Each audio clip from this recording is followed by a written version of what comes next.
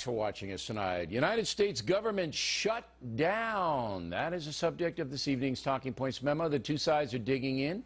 In this corner, President Obama, who says the Affordable Health Care law will go forward because it was legally passed.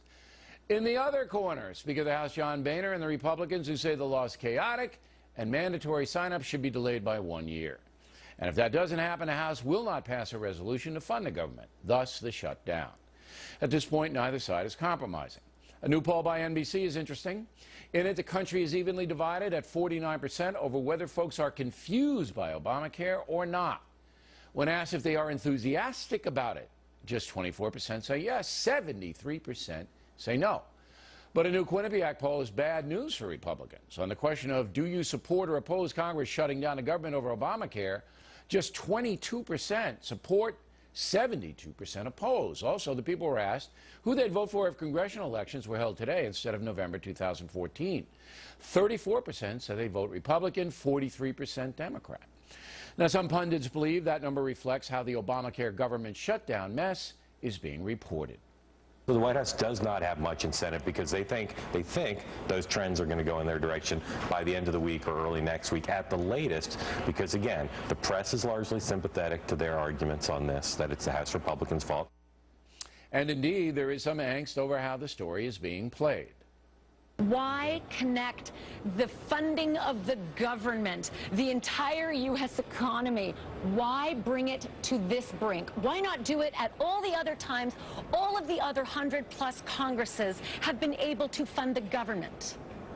Well, have you addressed that to the Senate? I mean, we've already offered a compromise. You're telling your listeners that we Republicans are holding this up and the government's going to shut down. We have actually reached out to the Democrats with a compromise position. Congressman, that's not fair. Don't you dare put this back on me. You know full well, you know full well you attached Obamacare and defunding it. Am I a guest on the new show? Am I here to listen to the tirade? You cannot make something up. Am I a guest on your new show? Or are you here to give us a tirade?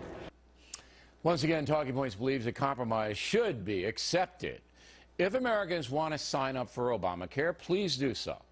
But if you don't, Mr. Obama should grant the same one-year waiver to individuals as he has to some companies. That makes sense, does it not? Let's see how the new law plays out and take it up again next summer before the midterm elections. Right?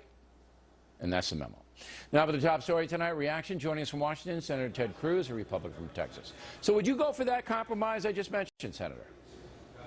Well, the House of Representatives has already embraced that compromise. And I think you're exactly right. We've seen President Obama grant exemptions to big business and members of Congress. And this fight is really about, do hardworking American families get treated the same? Or is there a special rule for the ruling class in Washington? All right, so I'm going to take that as a yes, that you, Senator Cruz, who have been in the lead as opposing Obamacare and the funding of it, would say, yes, I will accept a compromise here for the good of the nation. I don't want to put words in your mouth, but that's what I'm taking away from this.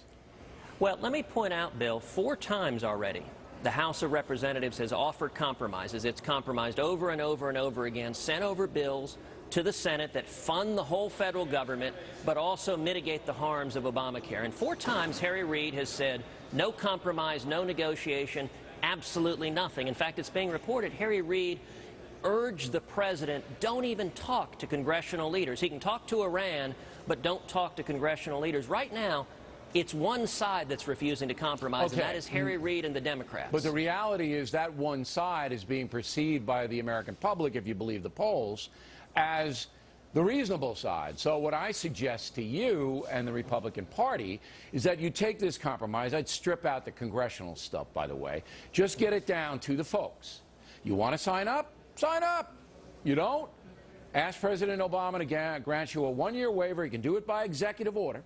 He can do it tonight. Okay? And then, okay, we'll go along with it, and then we'll revisit it next summer, because by then you'll see the costs, the deductibles, how many doctors bail. You'll see it all. It'll all be there. Right. So that makes sense. Let's do it. Look, Bill, what you're saying, you're listening to the American people. Right now, Harry Reid and the Senate Democrats are not. All right. And millions of Americans are hurting under Obama. But you guys should hold a press conference, you, Boehner, and get 4 or 5 other Republicans, and just say what I said. You got to break it down and make it easier so that the press, and we just played the clip, can't interpret your position. You see, that's what's happening. But look, the press is always going to repeat the White House's talking points. That's what the mainstream media does. Look, the last thing the House passed was virtually identical to what you just said, and all 54 Democrats said, no, we're not going to treat hardworking Americans the same as big business and members of Congress. But you got to sell it, Senator. You got to sell it to the folks who are watching football, dancing, singing, juggling, texting a little. You got to sell it, or the polls will go against you, and that's the reality of the country in which we live. Yeah. Bill, let me point out something that in the interim, while this plays out, that we can and should be doing in terms of bipartisan cooperation. Yesterday, the Senate unanimously approved a bill the House had passed to say we should pay our military regardless of what happens in a shutdown. That was the right thing to do. I praised Harry Reid on the Senate floor for not objecting, for allowing that to happen. Now, yesterday, President Obama gave a long speech where he talked about all the things that were going to lose funding during a shutdown. Border Patrol agents not being paid, the VA, shutting down national parks and the Smithsonian. I think we ought to pass continuing resolutions to fund every single item, every single priority President Obama laid out. We should respond to his priorities. I agree with them. And we should go forward and fund the Border Patrol, fund the national parks. That's a clever way, and you know you're on the factor tonight. That's a clever way of saying we'll fund everything but Obamacare. Because that's what you want to do in the first place. So we'll fund all of these things that you want, Mr. President, but no Obamacare. So it's kind of a backdoor deal, Senator. I mean, I admire the strategy, but I know what you're doing. But listen, it's not quite. What I'm saying is we should focus on areas of bipartisan agreement. So, for example, a continuing resolution that simply continues the funding for VA, doesn't mention all Obamacare, of that is good, but I want to get the whole thing done. Now, listen. Look, I do too, but I think we should focus where we have agreement. You know why you're not going to get President Obama to give much?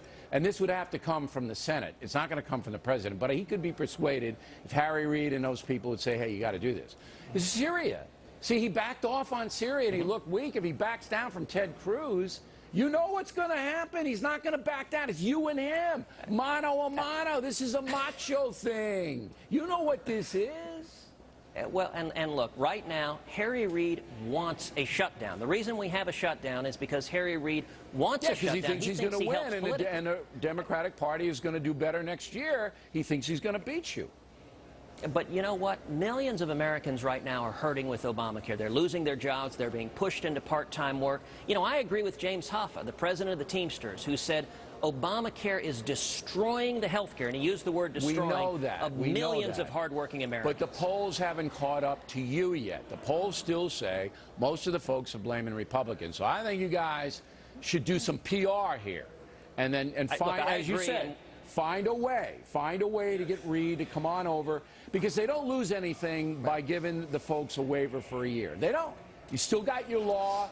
We'll see how it shakes out. It's best for the folks. Last word, Senator. But he's refused to grant a waiver to people. I think we ought to, at a minimum, today, fund the VA, fund the national parks, fund NASA, fund the Border Patrol. And if Harry Reid wants to stand up and object, say he wants to shut down the VA, then let him defend it. I think that's wrong. We need to listen to the American people, and we need to fix this train wreck that is Obamacare. All right. Senator, we appreciate